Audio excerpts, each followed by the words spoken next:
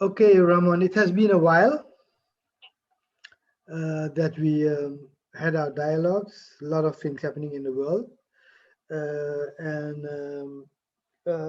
we were planning to do a series on discussing revolutions. Uh, and obviously, the Russian Revolution was a major event in shaping modern world.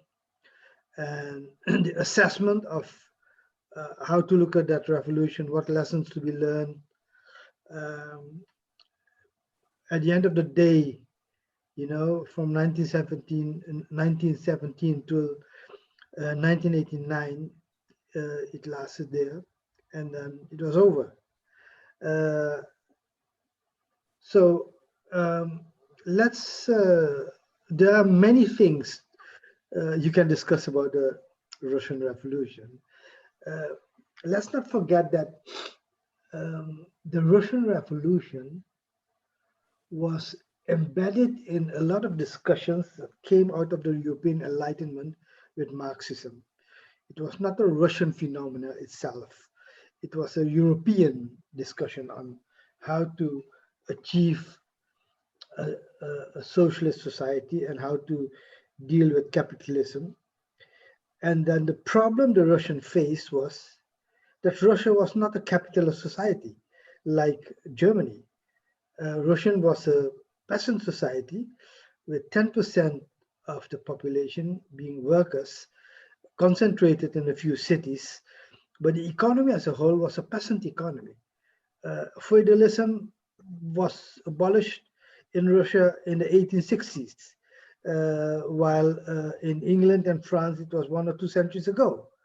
Um, so capitalism didn't develop as such as in Western Europe. So one of the issues that the Bolshevik face and the communists face is, should you wait for capitalism to develop in Russia in a mature way, and then after capitalism, as Marx predicted in the classical analysis, you the society would be ripe enough to go to socialism, because then the economy was well developed, the workers were the majority of the population, but that was not the case in Russia.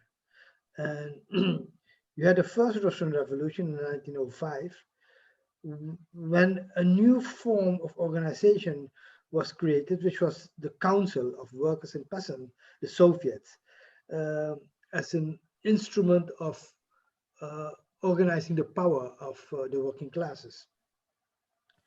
And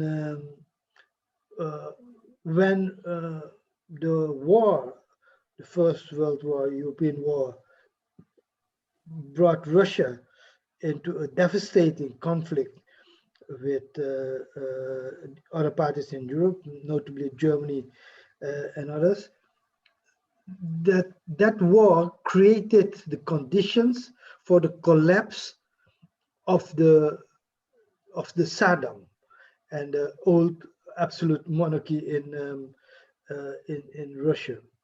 And socialists from different origins, anarchists, socialists, social revolutionary, social democratic types, communists, they all had to figure out what to do if with the collapse of the Tsardom. And eventually, the Bolsheviks said we should make a socialist revolution, even in a country where the conditions for socialism are not right.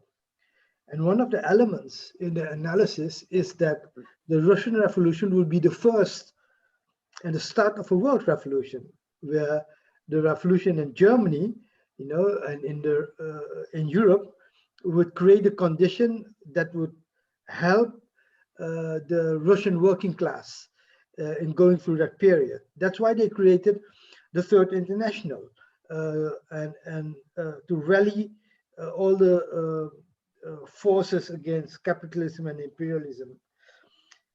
And now, the demise of the Russian Revolution, no, let me put it different. the attraction of the Russian Revolution in its initial year was immense. A lot of people, progressive people all across the world, look up to Russia as a symbol of liberation of the working classes, as an anti-imperialist revolution, as an anti-capitalist revolution, and as a revolution that built a new society with new relationship between human beings. So the image of the Russian Revolution in the initial decade, maybe in the initial, certainly in the initial years, was immensely great for a lot of people in the world. See, and it's later on with the rise of Stalinism and the rise of the Cold War and the conflicts that came around the world did a change. But there was a long and deep going discussions within the workers' movement, the socialist movement, of how to characterize the Russian state. Was it a worker state? Was it state capitalism? What kind of state was it? And how do you deal with it? And where is it going? Where is the state going? Well, these are the kind of discussions that maybe we should entertain and go into and see what kind of lessons can we learn. So that is how I position the theme of this, and maybe more meetings to come, more dialogues based on the Russian Revolution. So let's start with your initial thoughts. Yeah, I think this will take several videos. I think so. I think so. Yeah. Yeah, this is a very long conversation to have, and especially we do it from a decolonial point of view. Yeah, okay? definitely. And so we need. It's very complex to discuss this. First, because we need to do a decolonial reading of this history, we need to go over this history. So I know that many people in the audience might not know the details of the Russian Revolution, and this is important to then do a decolonial view of what happened, because otherwise we're just, I mean, when we say decolonial, we always have to say to identify what are we decolonizing from, you see, and what are we decolonizing from in terms of the decolonial reading of the Russian Revolution.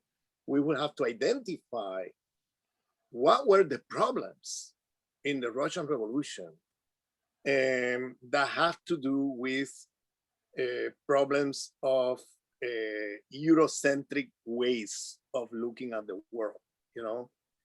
And I want to begin by distinguishing between two aspects of the Russian Revolution. One is the discussion about what happened, the relations of power, the class struggle, the relation with minorities and with nationalities and with so-called inferior races inside Russia, you know, and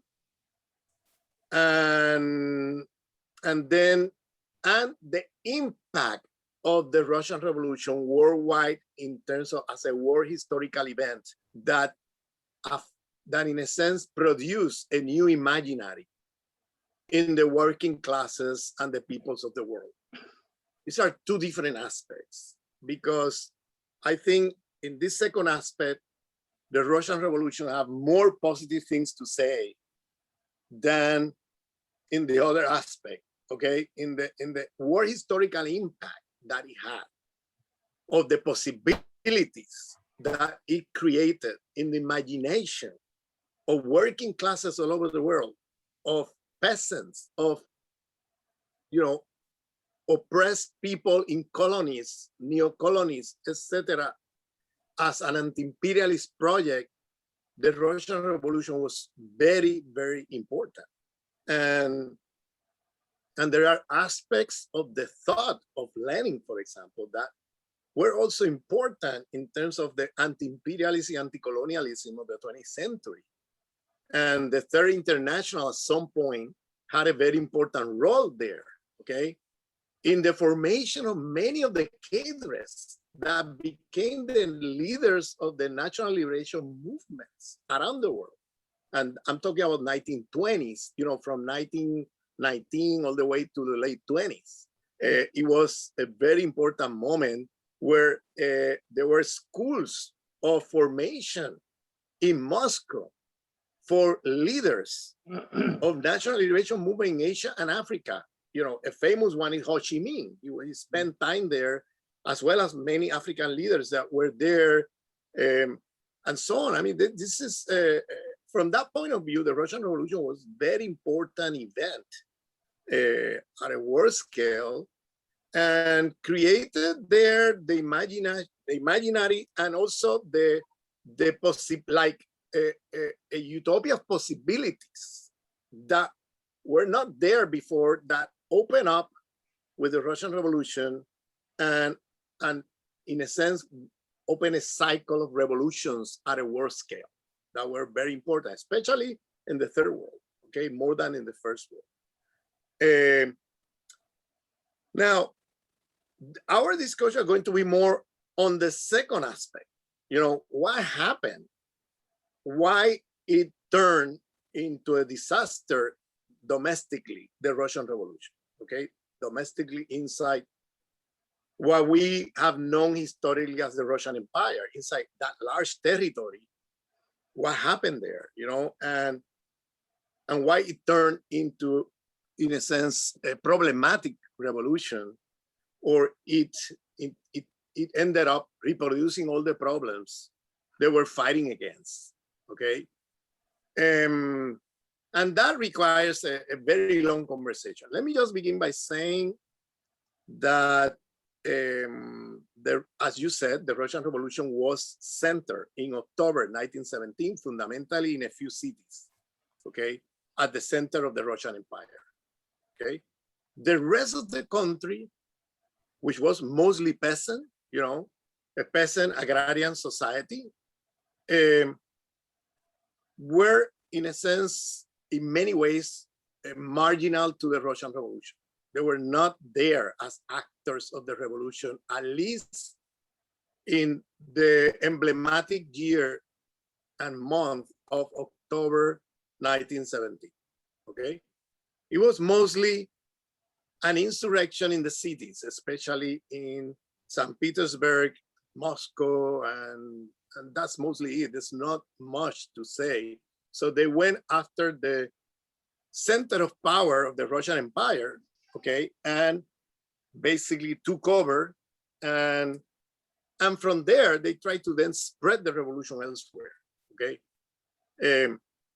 That's a very different strategy than a third world country, partly because Russia was an empire itself, an imperialist country already, capitalist. It was a secondary imperialist capitalist empire, but it was an imperialist capitalist empire. So they were not in a position of being directly subordinated by a foreign power, like happened in many third world countries, okay?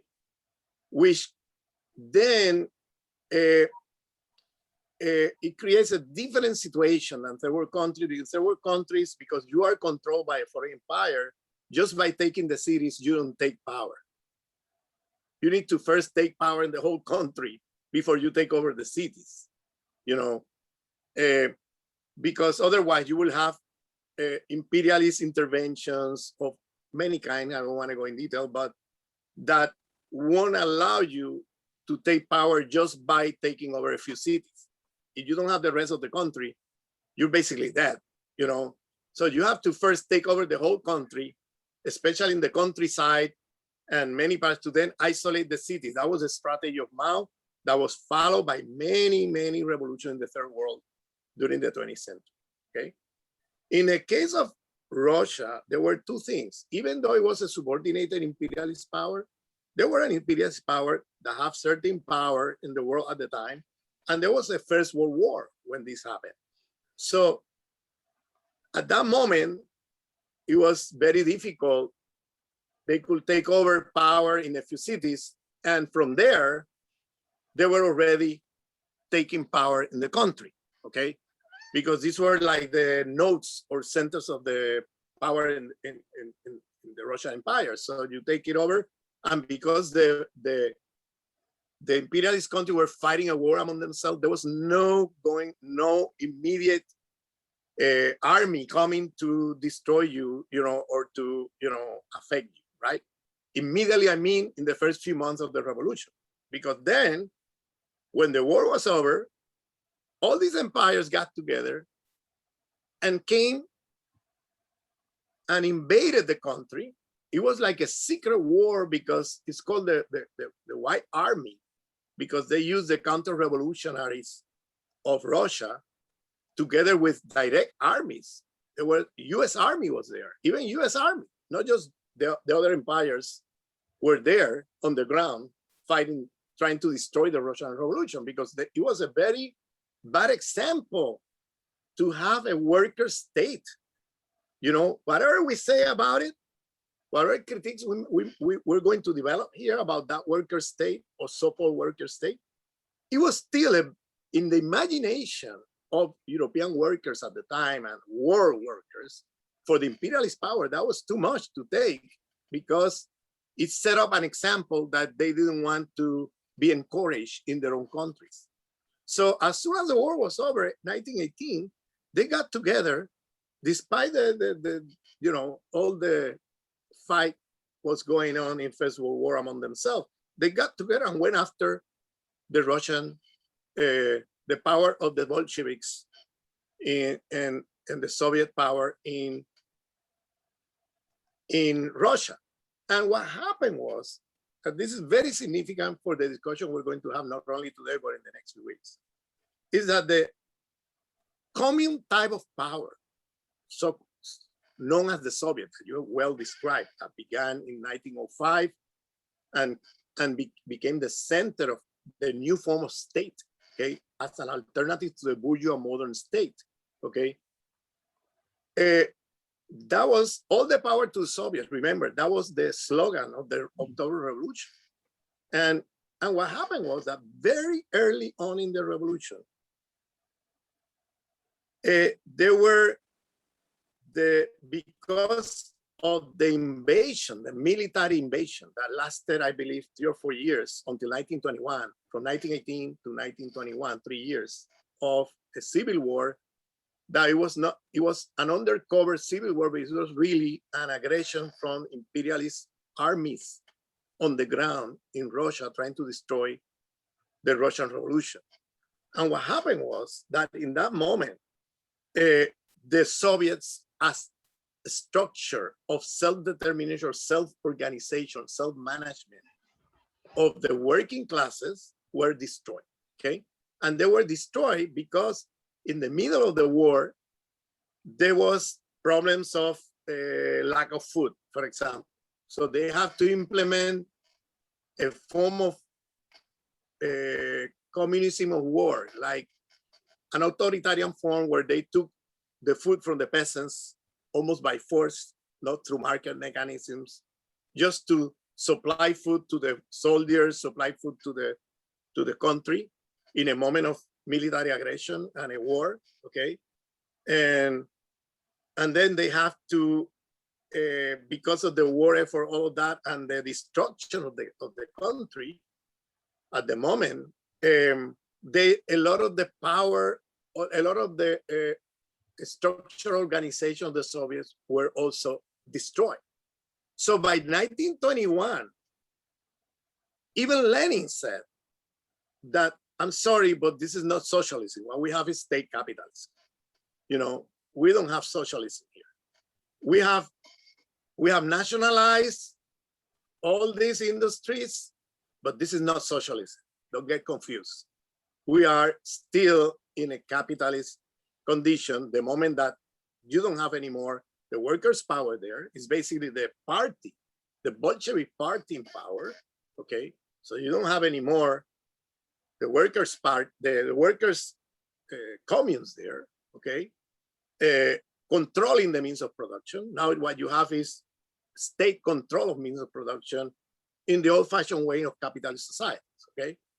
And we need to rebuild the country. We need to take a 2 step back and maybe try to do some kind of, consider going back to market mechanism, going back to certain issues we thought we were going to overcome faster. We have to go back, take step backs. We have to even, he said, consider the investment of some transnational corporation in the country, because the country is devastated. We don't have the resources to put this economy to work, etc. And we need to rebuild the Soviet power. We need to rebuild the Soviet power to really create the conditions for the workers having a control over the means of production, okay, which is central to the concept of eliminating private property. The concept of private property has been confused in many of the discussions, international discussions about this concept in the left and in the communist movement at large. It has been considered as a legal term, okay? Like private property as a legal term. Like if you have private property, meaning that there are legal recognition of capitalist controlling means of production, okay? And controlling the outcome, the profits, etc. In fact, when you read Marx carefully, not the Marxists, Marx made very clear that when he talks about private property, he's not talking about legal apparatus. He's talking about social relations of production. What he's talking about is about the expropriation of the workers over the means of production. And by doing that, that expropriation, the control of the means of production by a group of capitalists, individual or collective. It could be a corporation. It could be state control, okay? It could be managers of state, okay? What defines the issue is not the legal condition of the industry, it's the relations of production, not the legal recognition of private property. Relation of production when the workers are being expropriated from the means of production, when someone controls the means of production over them, then the outcome of the production goes to be sold in a market for a profit, and that profit is appropriated by, be that state managers, state control, bourgeoisie, be that individual capital, be that corporate capitalists, which is a collective form of capitalism, of capitalists, no? The important thing is the content of the relations of production and not the particular way in which the enterprise is being operating in the sense of legal status. It could be a public corporation, it could be a private corporation, it could be an individual corporation, individual control corporation, a family control corporation. But what matters here is the relations of production. When we talk about private property and exploitation of labor, it's about how a small group of people appropriate the control of the means of production, put workers to work for a wage, and the surplus produced by those workers is being, the product produced by those workers is sold as a commodity in a market for a profit, and the profit is coming from that surplus of extra work, hours of work, not paid to the workers, okay? And appropriated by then whoever is the capitalist in this situation. And this is very important. This theoretical thing that I'm discussing here is very important for the debate about the characterization of what happened in the Soviet Union, because I'm going to say it straightforward. I'm one of those who support the thesis originally developed by C.L.R. James, the Black Marxist from Trinidad, who debated with Trotsky about this question, about the concept of state capitalism, to characterize what we know in the 20th century, the Soviet Union. And how they got there we cannot discuss how they got there without understanding the 3 years of civil war.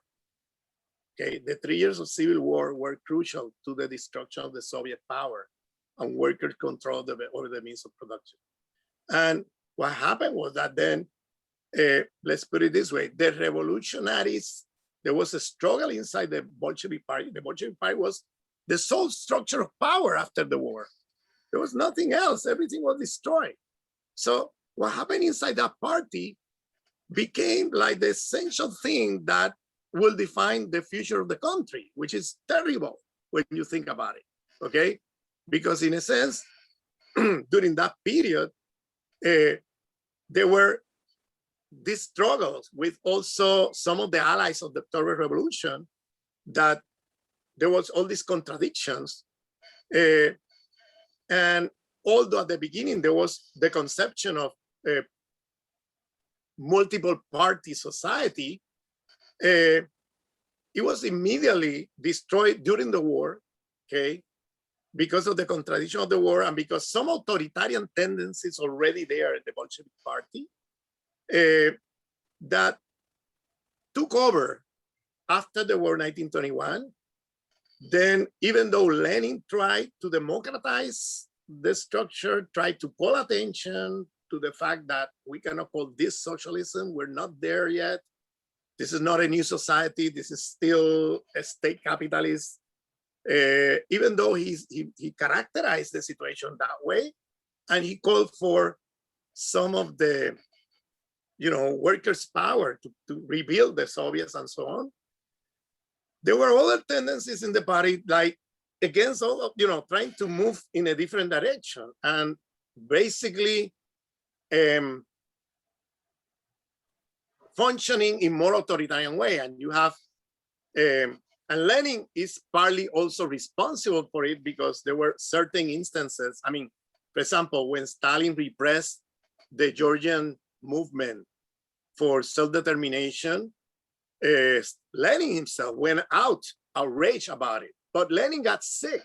He got a stroke. He couldn't function well.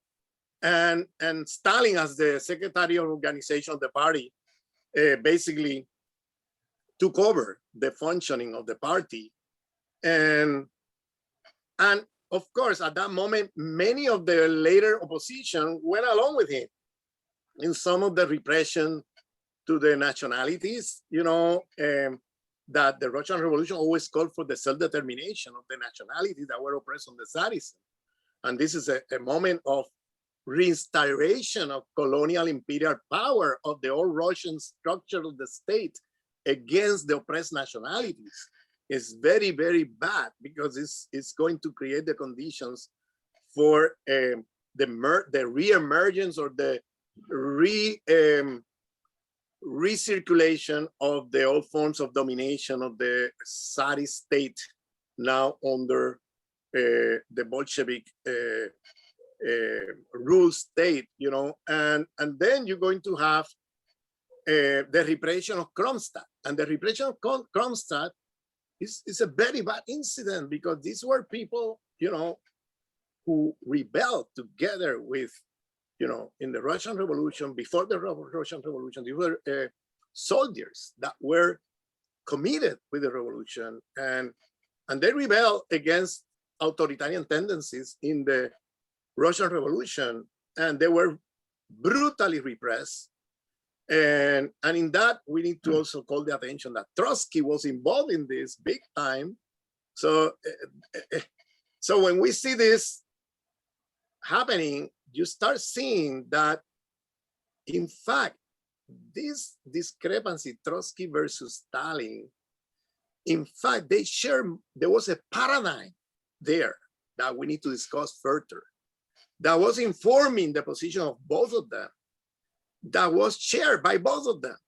So what I'm trying to say is that later, this thing got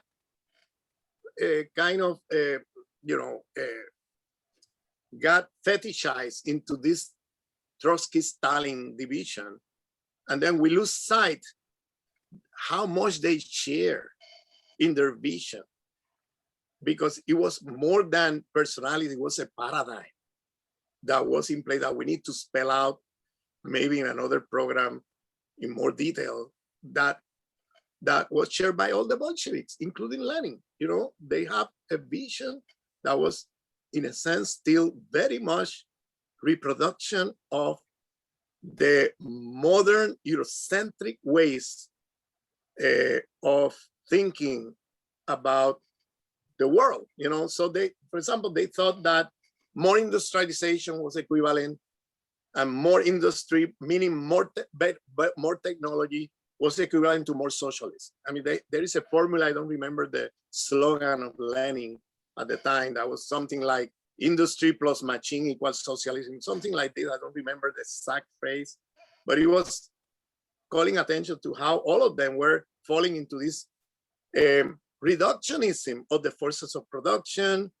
as the main thing to transform the society, how they were falling into certain authoritarian tendency of how they thought about the relationship between the party, the state, and the people, you know, and there were all these problems going on there that ended up, in my opinion, never being able to transform the relations of production they tried to transform.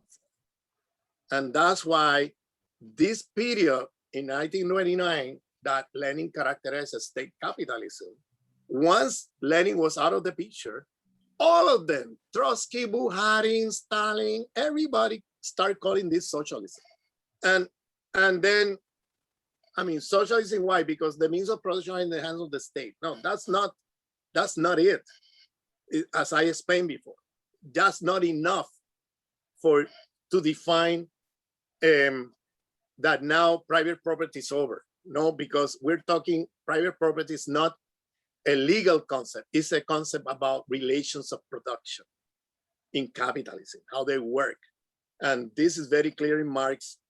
And what happened was that, you know, Lenin died in 1924, but by 1923, he was already out of the picture. He was completely, he was alive, but he couldn't actively function because he had a stroke. And so I'm saying this because I think there was a lot of clarity in Lenin when you read his latest texts and stuff like that. That was not there in any of these folks, okay? In Stalin or in Trotsky or in Bukharin, all these people. By the way, he has a testament that I invite everybody to read, where he criticized all of them. His last testament is an amazing text, and he criticized all of them. He even called for taking away Stalin from the position of power. He even said that, you know, because this guy is like repressing people in a crazy way. I mean, he was, you know, crushing the Georgian, his own country. He was from Georgia, okay? He was crushing the people there in a bad way. Lenin was totally outraged because it was a reproduction of the old Tsarist imperialist Russian state relationship with the oppressed nationalities that they promised to change this, you know, in the Russian Revolution. They were doing the same, this guy was doing the same thing. And so he criticized him very harshly. He criticized Trotsky, he criticized Bukharin, he criticized everybody there. It's a very important text to read. And then in the end, once he died, that state capitalist moment after 1921 stayed there, but now under a new name called socialism and the dictatorship of the proletariat. When in fact it was the dictatorship of the party, not of the proletariat. If there is no Soviets, communes, it's only the party ruling the state. This is a dictatorship of a party. It's not the dictatorship of the proletariat. And these are things that were, in a sense, played out there at that moment, and then it started being called socialism. Even Trotsky called it socialism. Everybody started calling it socialism, and depart from Lenin's characterization. And that structure stayed as state capitalism all along, okay? And of course, there were important, let's say, welfare policies that were very important because it was a revolution. You could see welfare policies in many countries around the world, including the first world, okay, out of the pressure of the struggles of workers and so on, you know, but that doesn't mean that that makes the society socialist or beyond capitalist. You could have a capitalist society with strong welfare state policies, okay? We have seen that already in the 20th century and before neoliberalism came to take over, and we still see it in some countries that did not follow the neoliberal model around the world, but they're still capitalists. They haven't overcome capitalism.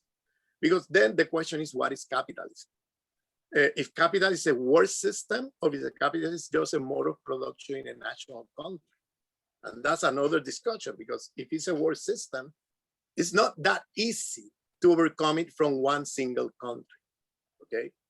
It's not that easy. It's a very problematic thing if capitalism is a worse system. In that point, the opposition in the Soviet Union had a point there, okay? But on the other hand, what to do when you don't have revolutions happening elsewhere, you know? And then this is the dilemma they were facing in the 1920s. This is where Stalin said, well, we need to construct socialism in one country. But look, the debate was, they were all sharing the idea that there was socialism in Russia. What they were debating was if this socialist revolution could continue or not, okay, without a world revolution. Stalin would say, yes, it could continue and we can build socialism in one country. The other people were saying, no, it won't continue. It will be a point where it cannot continue alone in a world capitalist system, okay? But they share the idea that so far they have constructed some kind of socialism there, okay? And this is a problem, in my opinion, because in my opinion, I will share the analysis of Lenin after the Civil War, that there was state capitalism there and there was nothing else there, and that they were trying to, what he was calling for was to rebuild the country after the Civil War and try to build again the Soviet power. But then the rebuilding of Soviet power, you know what it became? It became what is the word in English? A tool of the party, like a chain machine of the party, where it became an instrument of the party and the party ruling the Soviets instead of the Soviet ruling the state and the party, you see? And the whole thing got turned all over around in a crazy way with an authoritarian state that got what happened, what was there in 1921 continued to be there until the end. State capitalism with a party ruling the country in authoritarian way and never democratizing, never moving forward from that. And that's, I would say, a fundamental problem in the Russian Revolution. And they fall into the traps of some of the problems we can discuss later about the modernities project, okay? They thought that the problem was the economy and modernity was an emancipatory project, not a civilizational project of death. And they thought that all you need is more technology, more industries, and that will be the way to build socialism and go beyond capitalism. And in fact, they reproduced everything they were fighting against. We can discuss that. Okay. So let me present a different take of the Russian Revolution. I try to analyze the social formation of society in 5 dimensions: economic structure, social relations, political structures, institutions, cultural structures, and geography, which is either the nation state or embedded in the world economy. Now, if we look at the economic structure that was the foundation of the Soviet Union, and I call it the Soviet Union, not even the worker state or whatever, just to use the label and not necessarily take a Marxist notion of mode of production.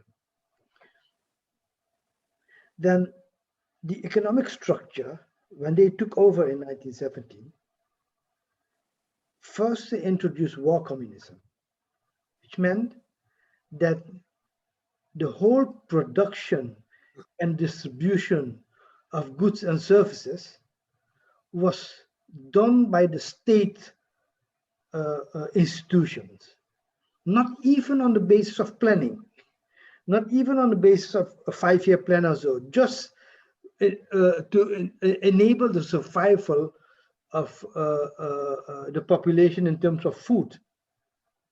And that war communism ended in 1921,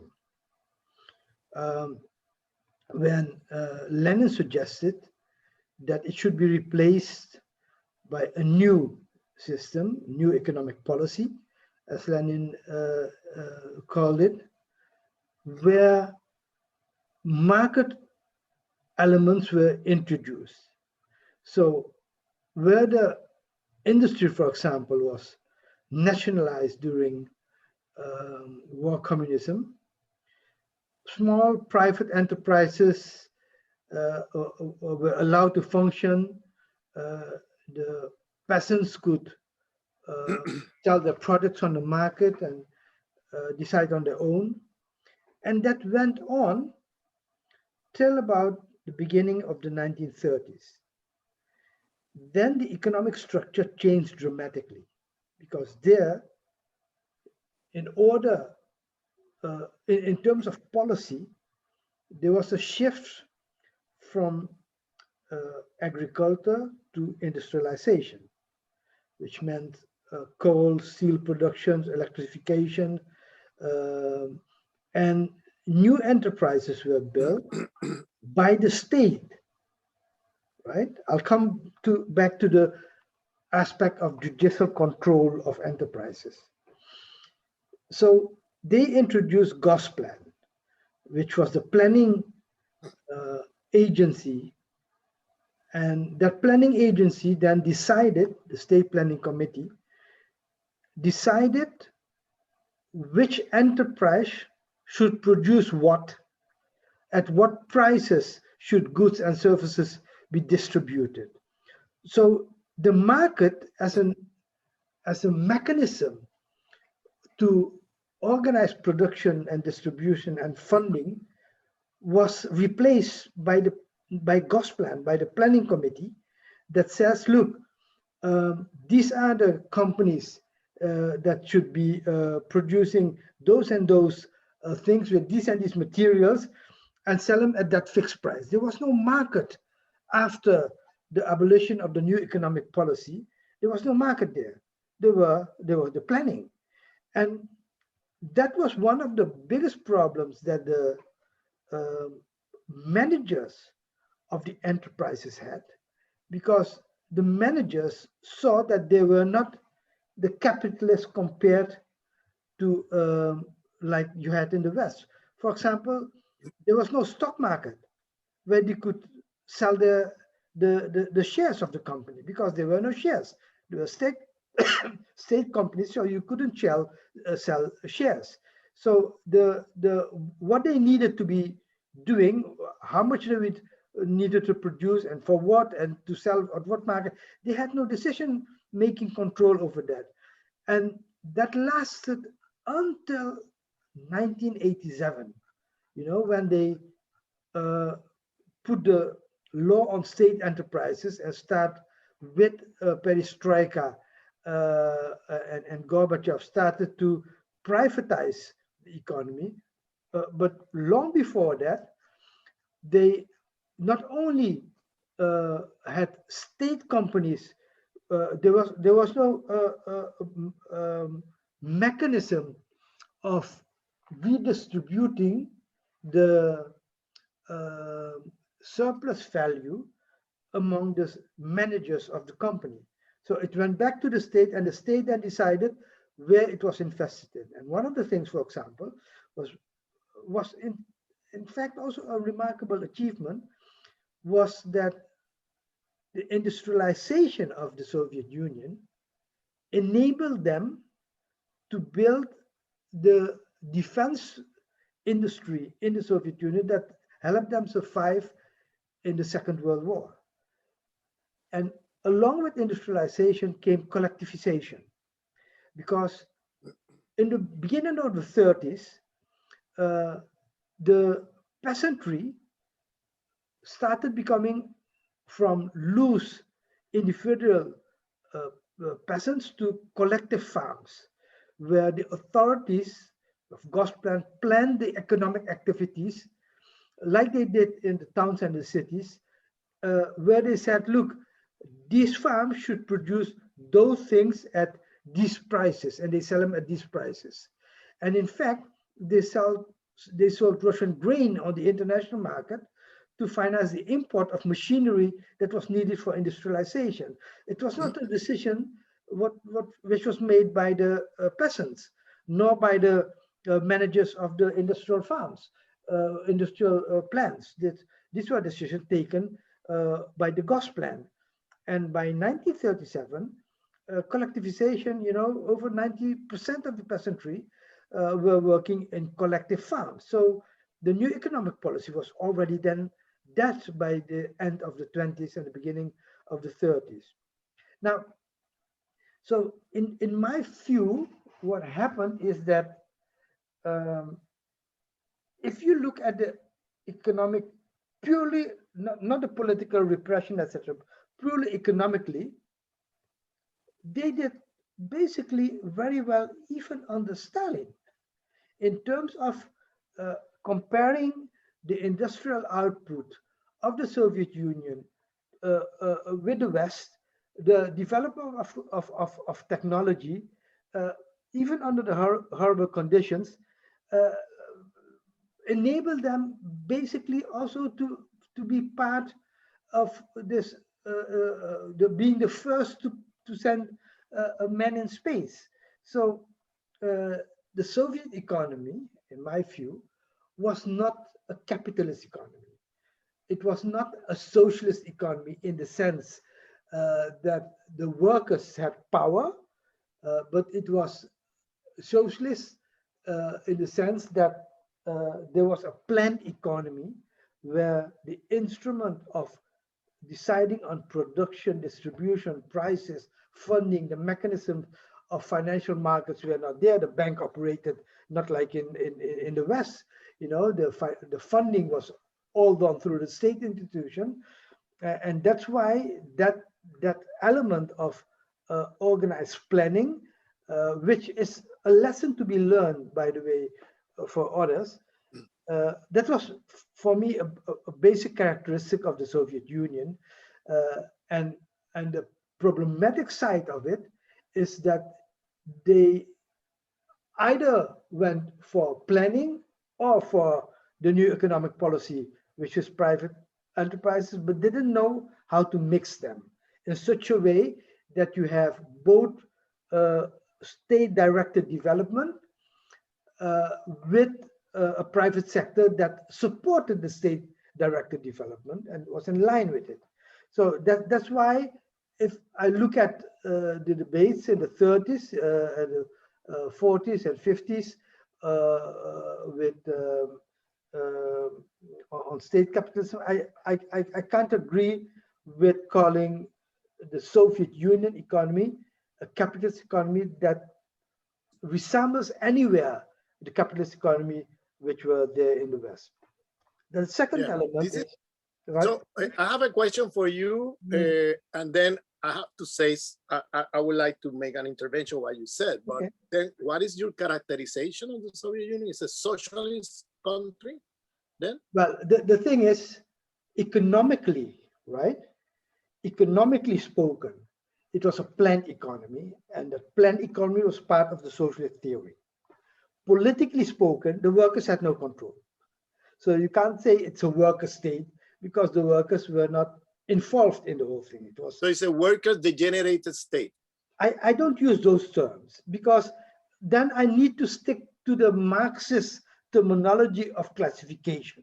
You see, I just say the Soviet Union had the planned economy, whatever label you want to put on it, you know, it doesn't matter. If you want to put socialist, fine, but it had a planned economy, but it had a planned economy without any private sector. And one of the things you see nowadays in many countries is how is the relationship between state planning and private sectors. And that's a big issue in economic policy for revolutionary movements, you see. And, Okay. and if we use only the labeling of it, it doesn't clarify where you stand and where you need to go. Yeah, the thing is, do that you're basically repeating the narrative of the Trotsky's analysis. No, without putting they call it without putting the label of the generated worker state. That is how they call it, you know? Yeah, but you're saying basically the same thing. This is what the Trotsky's movement used to say, that it's not capitalist because it's socialist, but it's not exactly a worker state. And then they have a problem, which is, okay, then who rules there? A bureaucracy that have no class base, or are they a class? You see, there is a contradiction there in that argument. Very, very problematic, I see it. Because if you have, let's put it this way, okay? If you have there the fact that you have a control, a state control over the means of production, okay? And you have the Ghost plan right there, okay? Controlling what is produced, what is not produced, how much is produced, etc., right? There were, in terms of class structure and class analysis, you need to understand that this is a class that are ruling and controlling in a private way the means of production. That is the bourgeois bureaucratic class. It's a bourgeois bureaucratic state class that is from the state doing exactly what capitalists used to do from an individual corporation, okay? And so they're doing the same thing. The difference here, because for example, all these people, okay, let's begin with the countryside. The countryside, if you remember, was with the new economic policy of Lenin. There were a flourishing of private enterprise, etc. The opposition were calling for collectivization, right? The opposition, meaning Trotsky and other people, you know, in the 1920s. Then Stalin, after he expelled and kicked out Trotsky and the others, and then he implemented the forced collectivization over the peasants. But he implemented the same program of the opposition a few years later, and by force, which led to a lot of problems. Okay, not only a lot of death, the killing of many people, but also the famine of many people. Okay, but then the appropriation over the production of these agrarian products were sold in the international market for a profit. Okay, that appropriation of these products in the international market for a profit was exercised by this bourgeois bureaucratic state class.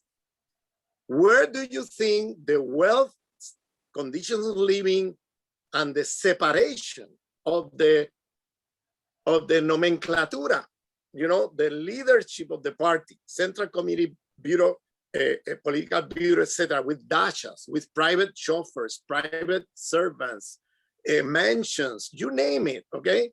Where do you think that's coming from? That's coming from the surplus value produced by the working classes there, okay? That's where it's coming from. It's not coming from the air. It's not coming from some magical formula. It's coming from there, the appropriation of the surplus value in a capitalist world market of the profits made by the working classes of the Soviet Union. And that, by definition, is capitalism. That, by definition, is a capitalist class, okay? No, I don't agree.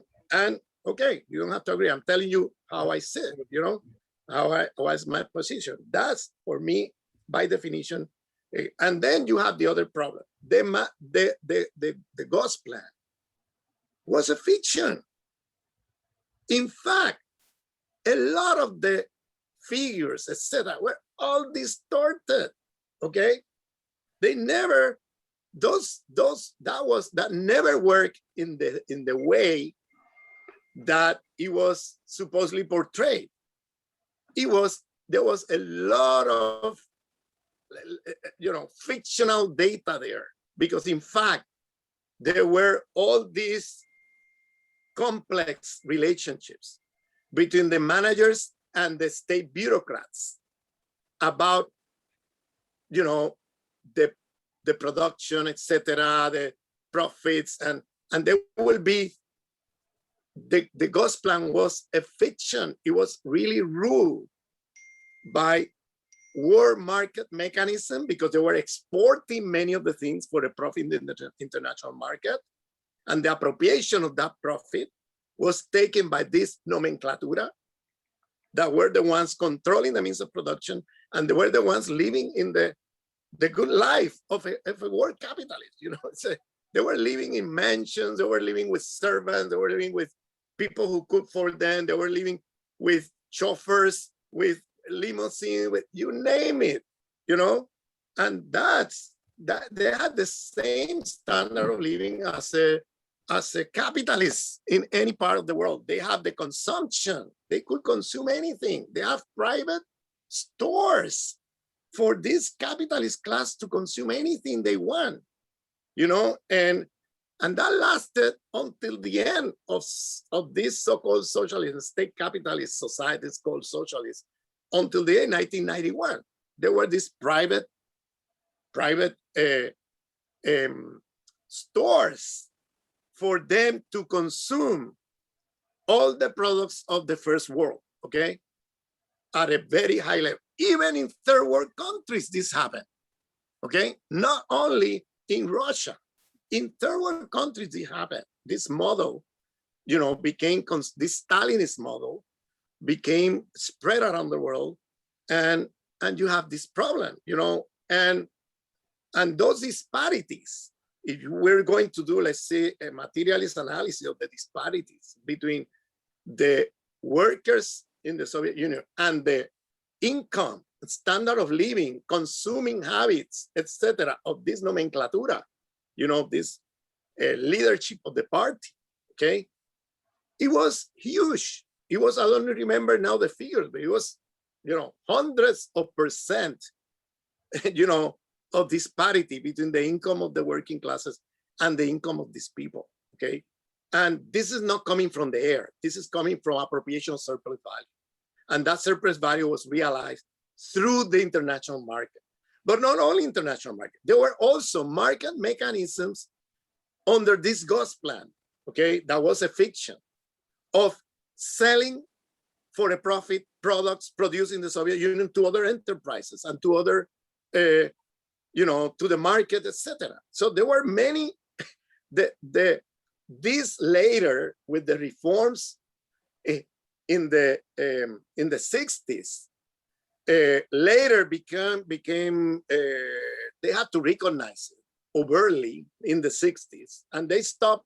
The Ghost Plan became, it was so ridiculous, the Ghost Plan, that in the 60s, the Soviet nomenclatura finally recognized the market mechanism inside the Soviet Union, going on between enterprises and consumers and so on, okay? And this was going on all along, but it was disguised under this Ghost Plan that was really a fiction, okay? It never worked. The figures were always distorted. There's so many books out there showing, but there is about the distortion of these figures. But in fact, what was happening was it was covering up a lot of the market mechanisms that were operating under a capitalist logic among the enterprises inside the Soviet Union, among the enterprises and the people, and the consumers, and along the enterprises and the world market and so on, okay?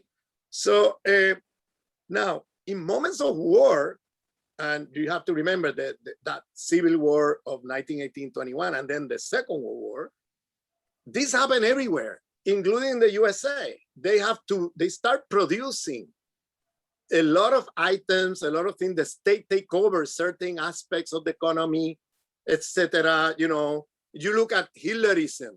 He took, there were a lot of state enterprises under Hitlerism. Does that make it socialism? No. Okay. And especially in moments of war where they can not rely on individual capitalists producing X or Y. They have to really go big to fight the war, you know, and so you have state enterprises coming in with a big force in moments like that.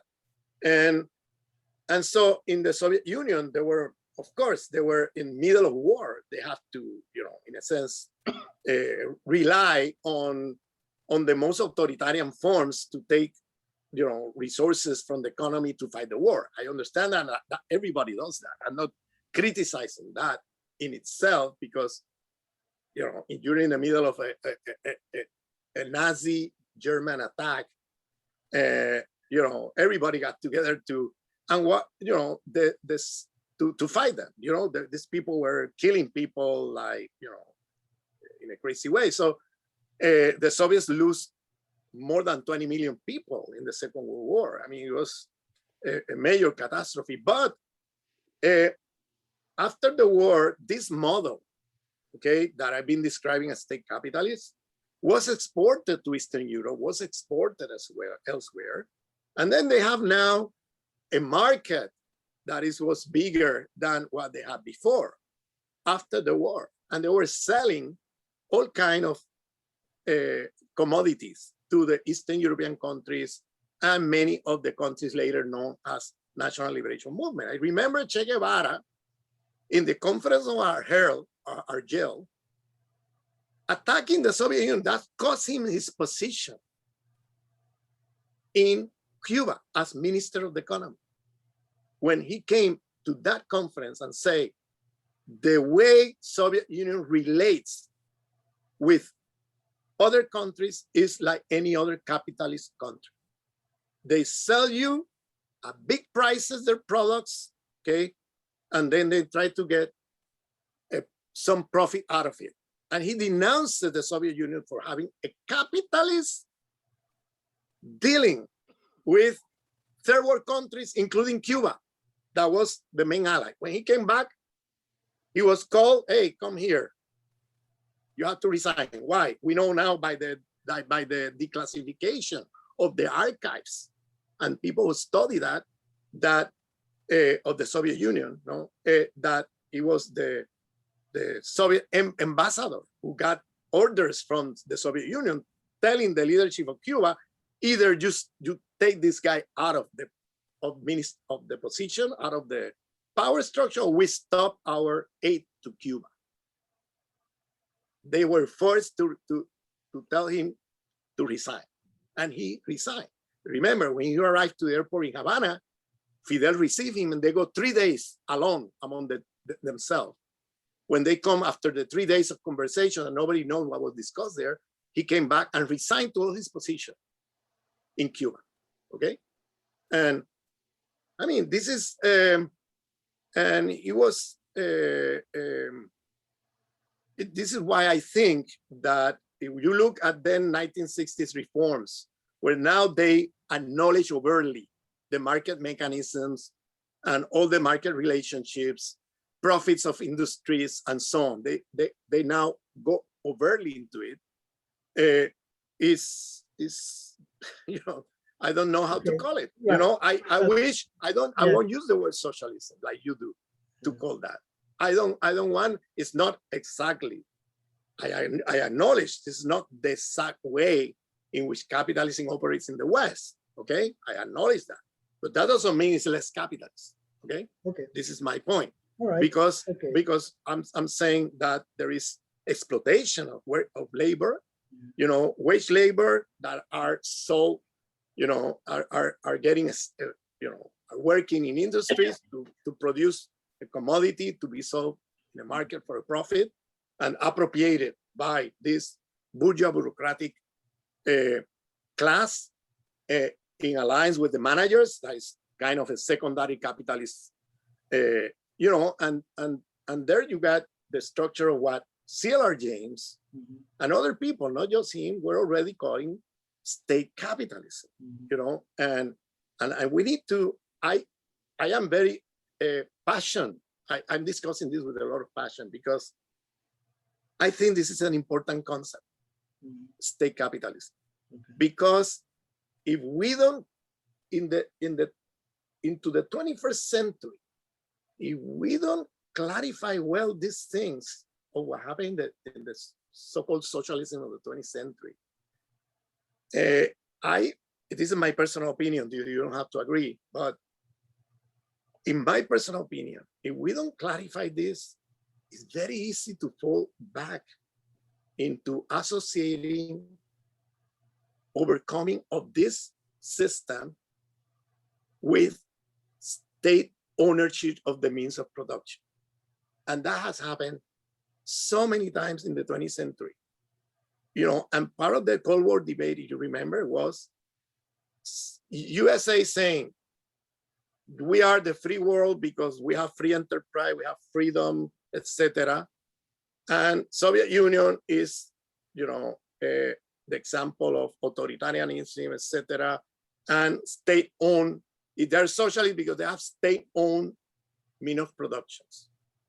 This definition, I find it very problematic because the fact that you have state-owned means of production doesn't make it less capitalist, you know. And I think that what we saw after Second World War was an inter-imperialist, the Cold War was an inter-imperialist struggle between two superpowers that were both capitalists of a different form, okay? And in the end, one beat the other, okay? And that's at some point, one was in a sense, you know, becoming very close to beat the other, like the Soviet Union at some point in the late 50s began to kind of dispute in many areas the United States, you know, but later the United States came back, and it's a long conversation how they did it. But they did it to bankrupt the Soviet Union. They bankrupt the Soviet Union, and that's how you have the perestroika and then the end of this cycle in 1989, 1991. Okay, and we are quite far in the hours now, so we'll continue the discussion next week, and I'll then reply to some of your arguments that you brought forward. Okay. Right. Okay. Good. Okay. Okay. Take care, man. All right. Take care. Bye.